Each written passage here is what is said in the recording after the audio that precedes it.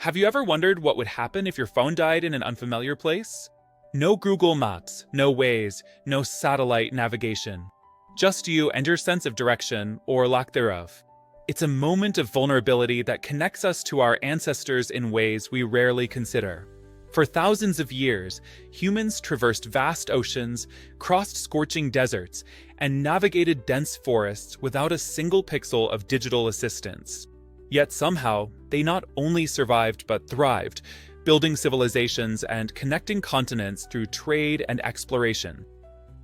I'm fascinated by this disconnect between our modern dependence on technology and the incredible navigational skills our ancestors possessed. Today, we're going to explore how people navigated before modern maps and what we've lost and gained in our transition to digital wayfinding. The techniques I'll share with you today aren't just historical curiosities. They represent some of the most ingenious solutions humans have developed to one of our most fundamental challenges, knowing where we are and where we're going. The earliest navigators didn't have the luxury of satellite imagery or even accurate paper maps. Instead, they relied on something far more personal and immediate: their senses and their deep connection to the natural world. Imagine standing on a beach 3,000 years ago, preparing to sail beyond the horizon. Will they guide you home? For early land travelers, navigation was deeply tied to landmarks. Mountains, distinctive trees, unusual rock formations, these weren't just features of the landscape, but critical waypoints in mental maps.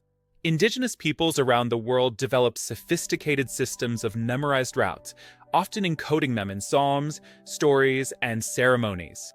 The Aboriginal Australians created what we now call songlines, intricate oral maps describing hundreds of miles of territory through narrative and melody. These weren't just directions, they were cultural repositories containing ecological knowledge, historical events, and spiritual significance. Water navigation presented even greater challenges. Without fixed landmarks, sailors looked to the heavens. The Phoenicians, Greeks, and later the Romans mastered the art of celestial navigation in the Mediterranean. By tracking the position of the North Star, Polaris, they could determine their latitude, their north-south position. But longitude, the east-west measurement, remained elusive until much later. Perhaps the most remarkable navigational achievement came from the Polynesians. These Pacific Island sailors crossed thousands of miles of open ocean without any instruments, using what we now call wayfinding. They read the patterns of ocean swells, cod formations, and the flight paths of birds. They could detect islands beyond the horizon by observing subtle changes in wave patterns or the gathering of clouds. Even more impressively, they memorized the rising and setting positions of different stars throughout the year, creating mental star maps that allowed them to maintain precise headings across vast distances. Before I continue with how navigation evolved beyond these early methods, I want to take a moment to invite you to join our community. If you're enjoying this journey through human ingenuity, please consider subscribing to the channel and turning on notifications. We explore fascinating topics like this regularly, diving deep into the stories behind everyday things we take for granted. Your subscription helps support more content like this. Now, let's continue our exploration of historical navigation. As civilizations grew more complex, so did their navigational tools. The Chinese invention of the magnetic compass around the 11th century revolutionized navigation. Initially using lodestones, naturally magnetized pieces of iron, ore, they created the first compasses. These early devices didn't point to geographic north, but to magnetic north, which was close enough for practical purposes. The technology spread to the Islamic world and eventually to Europe, where it transformed maritime navigation. The Renaissance brought new mathematical approaches to navigation. The astrolabe, quadrant, and later the sextant allowed sailors to measure the angle between the horizon and celestial bodies like the sun or stars. These measurements, combined with accurate timekeeping, finally solved the longitude problem. The development of the marine chronometer in the 18th century by John Harrison was a watershed moment, allowing sailors to determine their east-west position with unprecedented accuracy. Maps themselves evolved dramatically during this period. Early maps were often more conceptual than accurate, representing relative positions rather than precise geography. The Babylonian map of the world, created around 600 BCE, shows Babylon at the center with surrounding regions arranged in a schematic fashion. It wasn't meant for navigation, but for understanding one's place in the cosmic order. Medieval European maps, or Mappe Mundi, continued this tradition, often placing Jerusalem at the center and organizing geography according to religious significance rather than physical accuracy. Navigation charts, or portolans, emerged in the Mediterranean during the 13th century, featuring surprisingly accurate coastlines and compass roses. These were practical tools for sailors, showing harbors, hazards, and compass directions.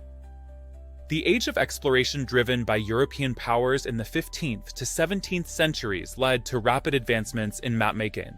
Mercator's projection, developed in 1569, created a map where compass directions appeared as straight lines, making it invaluable for oceanic navigation despite its distortion of land masses. By the 18th century, national surveys began producing increasingly accurate maps through systematic measurements and trigonometry. Yet, even with these impressive technologies, local knowledge remained crucial. Ship pilots with intimate knowledge of specific harbors and coastlines guided vessels through treacherous waters. Desert caravans relied on guides who knew the locations of oases and the shifting patterns of sand dunes. Mountain passes had their experts who could read weather patterns and avalanche risks. What's fascinating is how these different navigational traditions often blended.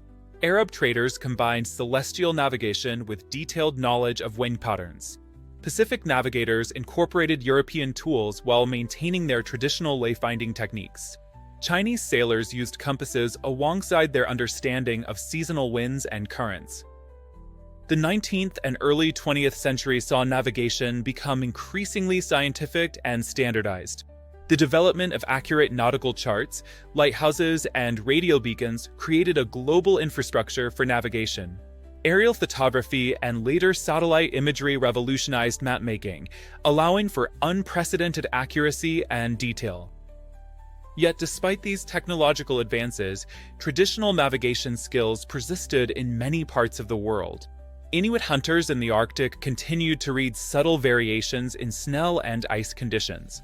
Bedouin guides in the Arabian Peninsula could navigate by the texture of sand beneath their feet. Amazonian tribes maintained their knowledge of forest pathways and river networks. What strikes me most about this history is not just the ingenuity of these navigational methods, but what they tell us about human cognition and our relationship with the environment. Traditional navigation required a deep, multisensory engagement with the world, feeling the wind, observing subtle changes in wildlife behavior, remembering the shapes of coastlines, and tracking celestial movements. It was a holistic practice that integrated observation, memory, and cultural knowledge. Modern GPS navigation, for all its convenience, has fundamentally changed this relationship. We no longer need to build mental maps or pay attention to our surroundings in the same way. Studies have shown that regular GPS users actually develop less detailed mental maps of their environments. We've traded environmental awareness for efficiency and reliability. Yet something is stirring in our collective consciousness, a recognition of what we've lost. There's a growing interest in traditional navigation skills, from wilderness orientation courses to urban exploration that deliberately avoids digital assistance. People are rediscovering the satisfaction of knowing where they are through direct observation rather than satellite triangulation. As we wrap up our journey through navigational history, I invite you to reflect on your own relationship with wayfinding. When was the last time you found your way without digital assistance?